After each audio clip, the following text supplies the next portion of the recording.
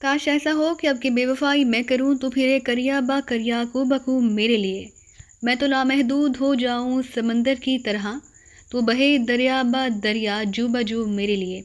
میں نے جھجکتے ہوئے اسی گھر کا نمبر ملا ہی لیا، اور اس بار مجھے یقین آ گیا کہ طلب صادق ہو تو ہر مشکل خود بخود آسان ہو جاتی ہے۔ فون پر غزالہ موجود تھی، باپ کہیں گیا ہوا تھا، وہ آرام کر رہی تھی۔ میں نے اسے مدعو کیا تو وہ خود ہی مل بیٹھنے کو تیار تھی۔ تھوڑی دیر بعد جب میں مقررہ اسٹور کے قریب پہنچا تو فٹ پاتھ پر وہ ہراساں سے انداز میں میری منتظر تھی۔ اسے لے کر میں فوراً ہی ایک نیک نام ہوٹل کی طرف روانہ ہو گیا۔ وہ اپنی گھبراہٹ پر قابو پانے کی کوشش کر رہی تھی اور میں راستے بھر اسے لطیف پیرائے میں چھیڑتا رہا۔ ہوٹل پہنچنے تک اس کے مزاج کی شوخی بحال ہو چکی تھی اور میں اس کی تیکھے فکروں سے لطف اندوز ہو رہا تھا۔ ہوٹل کے فیملی کیبن میں تھوڑی سی تمہید کے بعد میں نے وفا کا ذکر چھوڑا اور اس کا تجسس بیدار کرنے کے بعد وہ دونوں ہی اشعار اسے سنا ڈالے۔ قطعی پسند نہیں آئے۔ خاموشی سے اشعار سننے کے بعد غزالہ نے شریر مسکراہٹ کے ساتھ کہا، اور میں مسکراہٹ کے ساتھ ان کے رخساروں پر نمایاں ہونے والی دلکش گڑھوں کے حسن میں کھو گیا۔ اندر کے کرب اور حسرت کے اظہار کی بات ہو تو شعر بہت خوبصورت ہے۔ 4 مصروں میں محرومیوں کی ایک لمبی داستان سمیٹ کر رکھ دی گئی ہے، لیکن ان شعروں کو کسی مخصوص حوالے سے ہٹ کر دیکھا جائے تو عورت کے لیے توہین آمیز ہیں۔ توہین آمیز ہیں، میں نے حیرت سے دہرایا۔ سادہ لفظوں اور چھوٹے چھوٹے خوبصورت شعروں میں شاعر نے اپنی زندگی کا نچوڑ پیش کیا ہے اور تم اسے توہین آمیز کہہ رہی ہو؟ توبہ! وہ پھریری لے کر دونوں کانوں کو ہاتھ لگاتے ہوئے بولی، کس قدر خوفناک بددعا ہے۔ دوسرے مصرے میں وہ کریا با کریا کو بکو پھرے گی تو کیا شاعر کی آبرو ان کوچوں میں رسوا نہ ہوگی؟ وہ پہلے مصرے سے تو یوں لگتا ہے جیسے ازل سے بے وفائی عورت کے حمیر میں ہے، اور مرد بیچارہ پیدائشی معصوم جسے حسرت ہی ہے کہ کاش اسے بھی بے وفائی کا موقع نصیب ہو سکے۔ تنویر صاحب، وفا تو عورت ہی کا حصہ ہے۔ شوہر مجرم اور بد کردار بھی ہو تو بیوی وفا کا عہد نبھاتی رہتی ہے، لیکن بیوی بد کردار نکل آئے تو شوہر کبھی برداشت نہیں کرتا۔ انکشاف ہوتے ہی تشدد، طلاق یا پھر قتل کی ایک سنسنی خیز واردات وجود میں آ جاتی ہے۔ اسے کیا نام دیں گے آپ؟ ہر شعر کو شاعر کی آپ بیتی کیوں سمجھا جاتا ہے؟ میں نے کوہنیاں ٹکا کر سنجیدگی کے ساتھ سوال کیا۔ شعر تو ایک آفاقی حقیقت ہوتا ہے، ہو سکتا ہے کہ کسی کے قرب کو محسوس کر کے شاعر کو الہام ہوا ہو۔ شعر اچھا ہوتا ہے یا خراب، حوالوں سے اس کی حیثیت نہیں بدلتی۔ تم اسے مرد کی آواز کیوں سمجھ رہی ہو سکتا ہے کہ شاعر نے کسی وفا گزیدہ نازنین کا دکھ ان اشعار میں ڈھالا ہو۔ وہ چونکی اور پھر شرمسار سی ہو گئی۔ بحث میں آپ سے جیتنا تو مشکل ہے، لیکن مجھے حیرت ہے کہ آپ شعروں کا ذوق بھی رکھتے ہیں۔ بظاہر تو آپ حقائق کی دنیا کے آدمی معلوم ہوتے ہیں جو خوابوں سے دور بھاگتے ہیں، جبکہ شعر تو سراسر ایک خواب ہی ہوتا ہے۔ وصال پر شاید پوری ادب میں ایک بھی اچھا شعر نہ مل سکے۔ ہاں، ہجر اور فراق کے موضوع پر ہزاروں خوبصورت اشعار مل جائیں گے جو دل حسن سے گھائل ہو جائیں۔ اس میں گداز آ جاتا ہے اور اچھے شعروں کو ایک نیا مسکن مل جاتا ہے۔ میں نے شوخ نگاہوں سے اچھی اس کی طرف دیکھتے ہوئے کہا، وصال ہوتے ہی اشعار بے دخل کر دیے جاتے ہیں، اب یہ تم پر منحصر ہے کہ کب تک اشعار یاد کراتی ہو۔ اس نے نگاہیں چرا لی اور کولڈ کافی کے گلاس کی طرف متوجہ ہو گئی جس کی بیرونی سطح پر نمی کے قطرے موتیوں کی طرح جھلملا رہے تھے۔ میں آپ کو سب کچھ بتا چکی ہوں، شاید میں آپ کے معیار پر پوری نہ اتر سکوں۔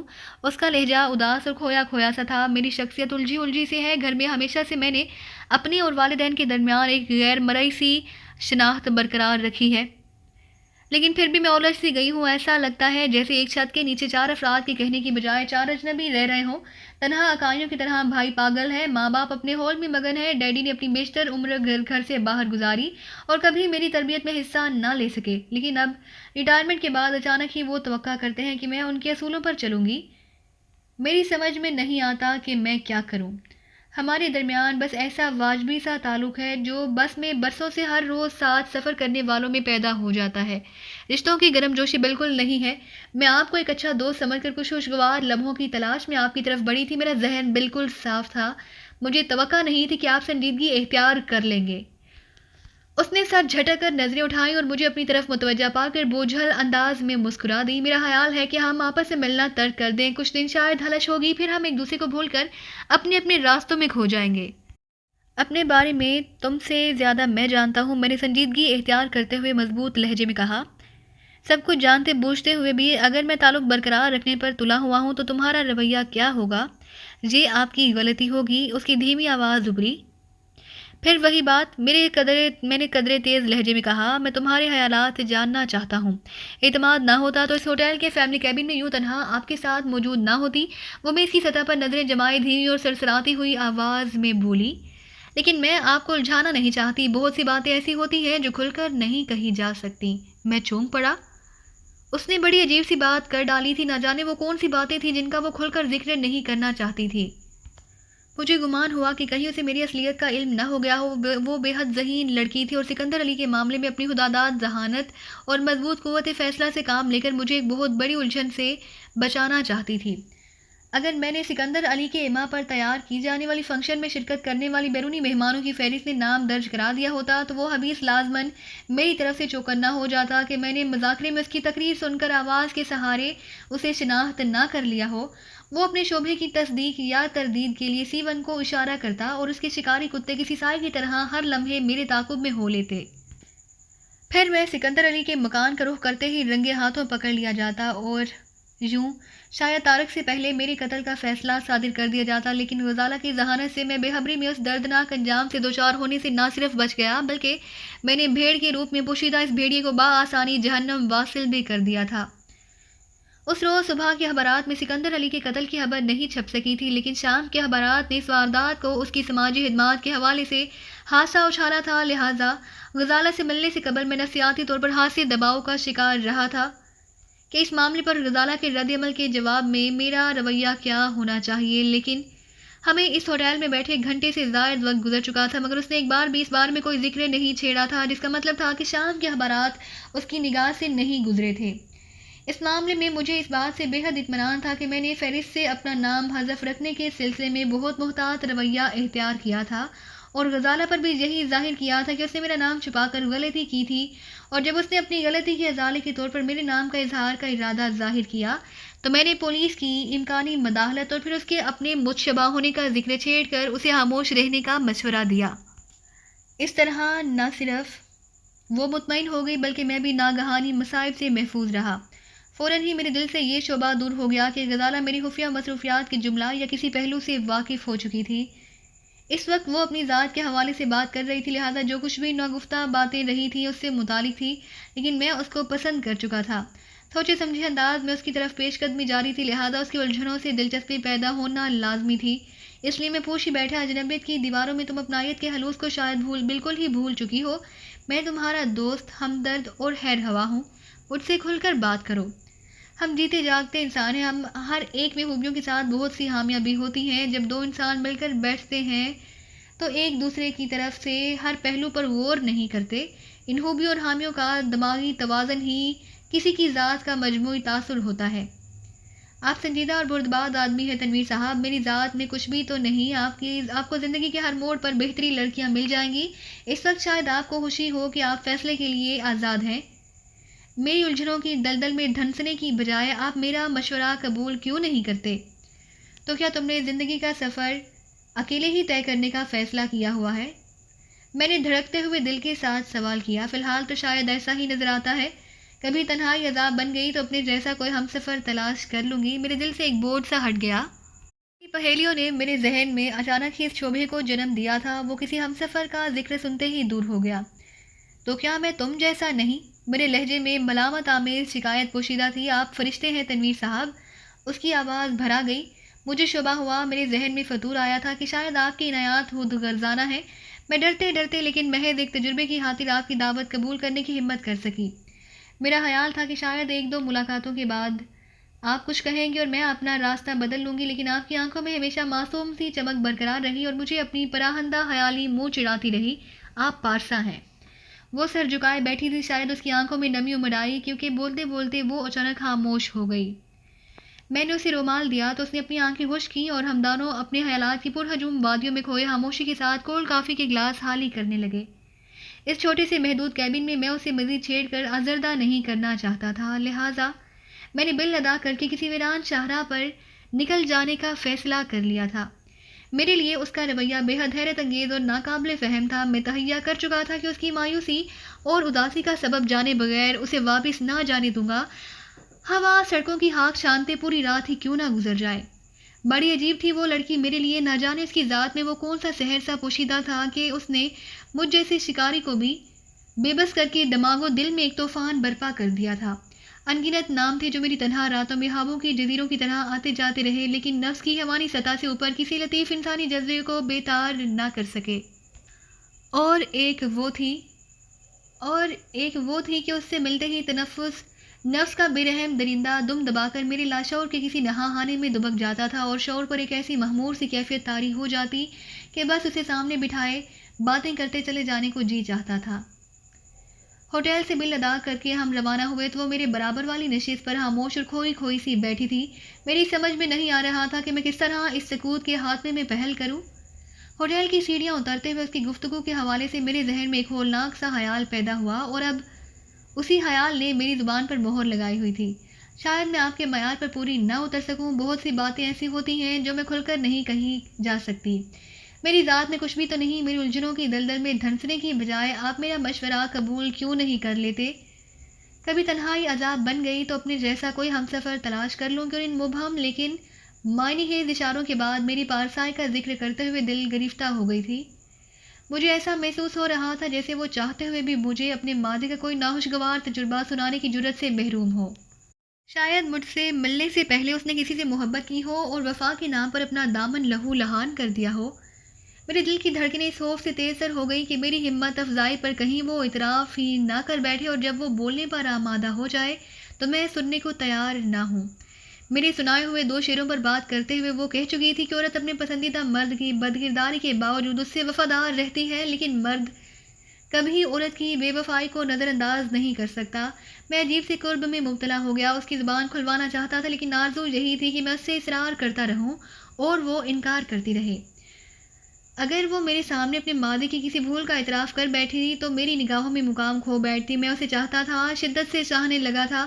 میری خواہش تھی کہ اس سے کوئی بھول سرزد بھی ہوئی ہو تو یہ راز وہ اپنے دل میں دفن رکھے، کیونکہ اس قدر گہرا تعلق پیدا ہو جانے کے بعد اس کا کوئی بھی اعتراف گناہ میری انا پر گہرے گھاؤ کے مترادف ہوتا، جس سے سنبھلنا شاید میرے بس سے باہر تھا۔ میں کنکھیوں سے اس کی طرف دیکھا تو وہ سر جھکائے اپنے دامن سے الجھ رہی تھی۔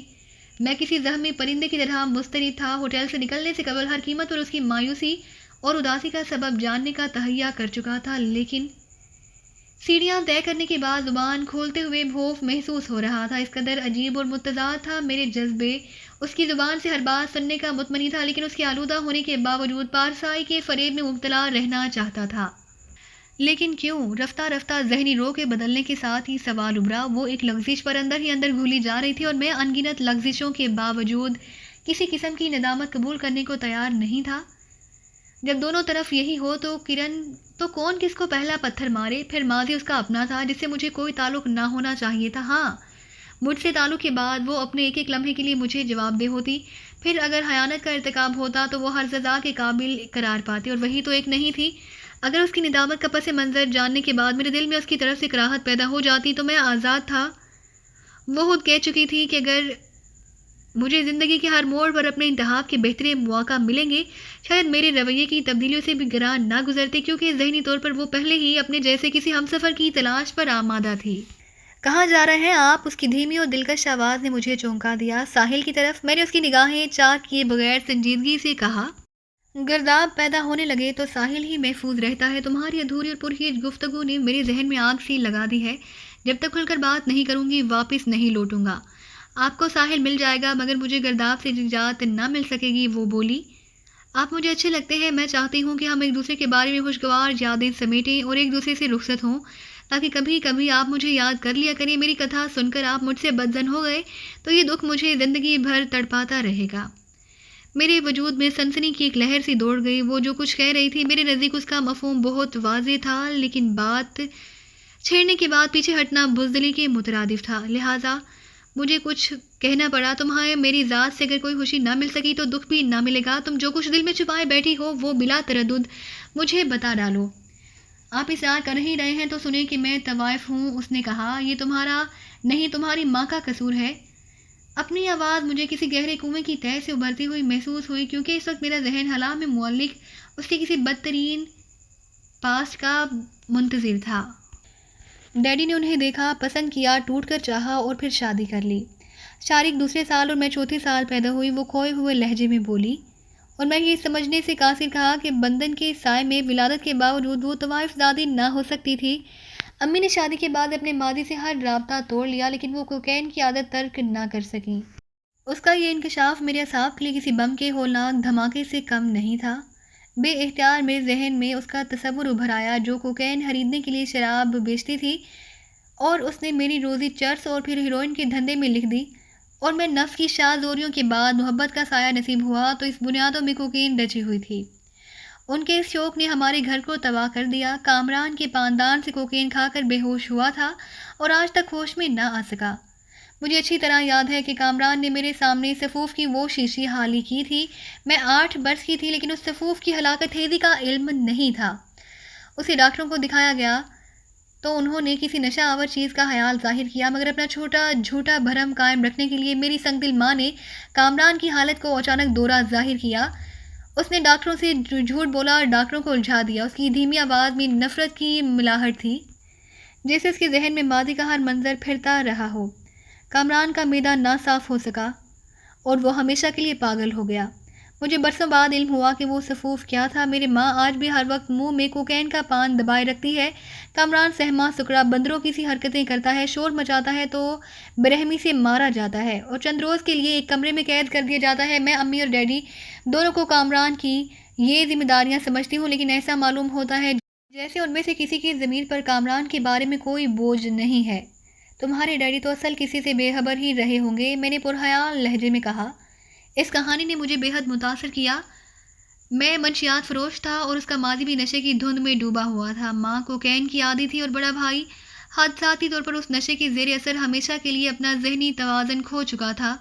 اگر جھوٹے برہم پر غزالہ کی ماں کی مامتا حاوی ہو جاتی اور وہ اپنی بدنامی کی پرواہ کیے بغیر ڈاکٹروں کو کامران کے بارے میں حقیقت سے آگاہ کر دیتی تو شاید بروقت اس مظلوم کی مادے کی صفائی ہو جاتی اور وہ پاگل ہونے سے بچ جاتا۔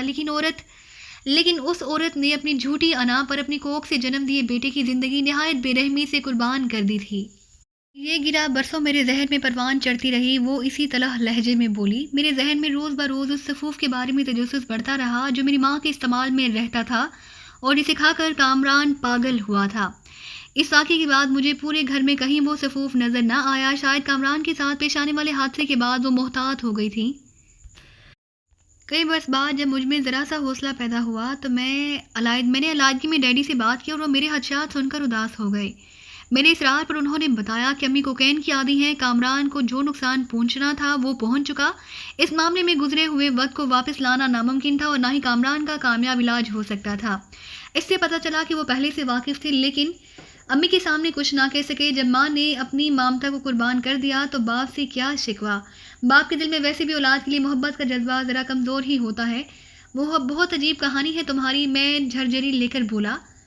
گھر کے ماحول میں اجنبیت اور لاتعلقی اسی لیے ہے کہ تم اپنی ماں کو مجرم سمجھتی رہی ہو، لیکن میرے نزدیک تمہاری ماں کا طوائف ہونا جرم ہے اور نہ کامران کا پاگل پن میرے دل میں لگی ہوئی چنگاری کو سرد کر سکتا ہے۔ ہو سکتا ہے کہ اس کا علاج ممکن نہ ہو، لیکن محبت اور ہمدردی کے ساتھ شاید اس کی زندگی میں بہتر تبدیلی آ سکے۔ ہم شادی کے بعد اسے اپنے ساتھ رکھیں گے، تم یقین کرو کہ میں اسے بوجھ نہیں سمجھوں گا۔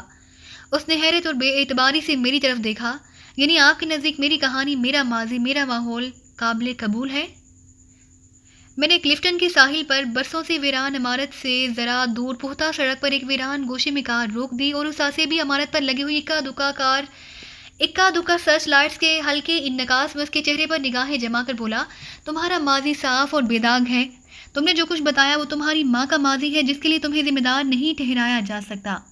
پھر لہجہ بھر توقف کے بعد وہ دوبارہ بولا، میں تو سمجھ رہا تھا کہ تم اپنے ماضی کی کسی بھول کے عذاب میں مبتلا ہو، میں تو شاید اسے بھی خاطر میں نہ لاتا۔ تم نے سچ بول کر میرے دل میں آگ سی بھڑکا دی ہے۔ میں اس بہانے تمہیں اجنبیت اور عدم اعتماد کے اس ماحول سے نکال کر خوشی محسوس کروں گا۔ وہ خاموش بیٹھی رہی۔ دوبارہ وہ میری طرف متوجہ ہوئی، لیکن مجھے مسلسل اپنی طرف نگراں دیکھ کر خاموشی سے سر جھکا لیا۔ میں تمہارے جواب کا منتظر ہوں غزالہ، میں نے اسے ٹوکا۔ آپ جو کچھ کہہ رہے ہیں وہ آج کی باتیں ہیں تنویر صاحب، وہ کمزور اور شکست خوردہ لہجے میں بولی، لیکن یہ پرچھائیاں ہر جگہ میرا تعاقب کریں گی۔ میں اپنے دامن سے اپنی ماں کے ماضی کا داغ نہیں دھو سکتی اور یہ بات چھپنے والی نہیں ہے کسی دوست یا رشتہ دار کی کہی ہوئی کوئی بات آپ کے دل میں نشتر بن کر چبھ سکتی ہے. آپ معزز آدمی ہیں, اپنے حلقے میں کس کس کی باتوں اور نگاہوں کو کب تک برداشت کر سکیں گے؟ مجھ میں بہت حوصلہ ہے, اس لیے آج بھی زندہ ہوں. بہتر یہی ہوگا کہ مجھے تنہا چھوڑ دیں. کسی چور, بدماش, قاتل یا شرابی کے ساتھ میری گزر ہو سکے گی, کیونکہ اس میں پہلے سے دوسروں کے تانے سننے کا حوصلہ نہیں ہوگا, لیکن وہ مجھے کبھی تانا نہ دے سکے گا. چند ثانیوں کے لیے میں گنگ ہو کر رہ گیا, پھر رک رک کر بولا, اگر میں کہوں کہ میں اس قدر معزز نہیں ہوں جتنا نظر آتا ہوں تو تمہارا جواب کیا ہوگا؟ اس کے لبوں پر طنزیہ مسکراہٹ بکھر گئی. مجھے بہلانے کی کوشش نہ کریں تنویر صاحب, میری خاطر اپنی ذات کی نفی اور تضحیق نہ کریں.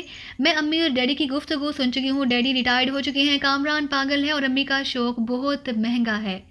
وہ میرے لیے کسی موٹی اسامی کی تلاش میں ہے جو ان کے لیے بھی سہارا بن سکے. کیا کیا سننا چاہتے ہیں آپ میری زبان سے؟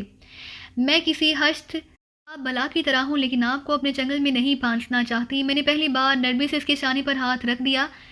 میرے اسامی بننے یا نہ بننے کا دار و مدار تھا تمہاری مرضی پر ہوگا. میں نے دنیا دیکھی ہے, پھر تم میرا ساتھ دو تو میں ہر ایک سے ٹکرا جانے کی صلاحیت رکھتا ہوں.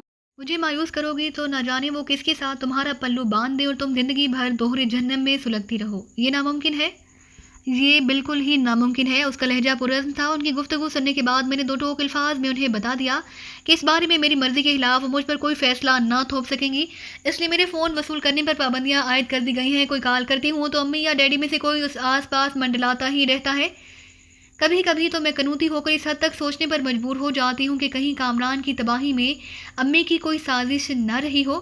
انہوں نے سوچا ہو کہ کامران کو راستے سے ہٹا کر مجھے اپنے اشاروں پر چلا سکیں گے, کیونکہ وہ جن لوگوں میں اپنا ماضی بسر کرتی رہیں ان کے نزدیک بیٹیاں سونے کا انڈا دینے والی مرغیاں ہوتی ہیں.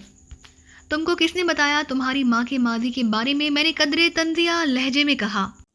تو دوستو یہ تھی ہماری آج کی کہانی. امید کرتے ہیں کہ آپ کو یہ ویڈیو پسند آئی ہوگی, لیکن جانے سے پہلے ہماری ویڈیو کو کیجیے لائک اور شیئر کرنا مت بھولیے, اور اسی کے ساتھ کومنٹ کر کے ہمیں بتائیے کہ آپ کو یہ کہانی کیسی لگی. اور اگر ابھی تک آپ نے اس چینل کو سبسکرائب نہیں کیا تو اس چینل کو کیجیے سبسکرائب اور بیل آئیکن دبا کر آل نوٹیفیکیشنز آن کر لیجیے.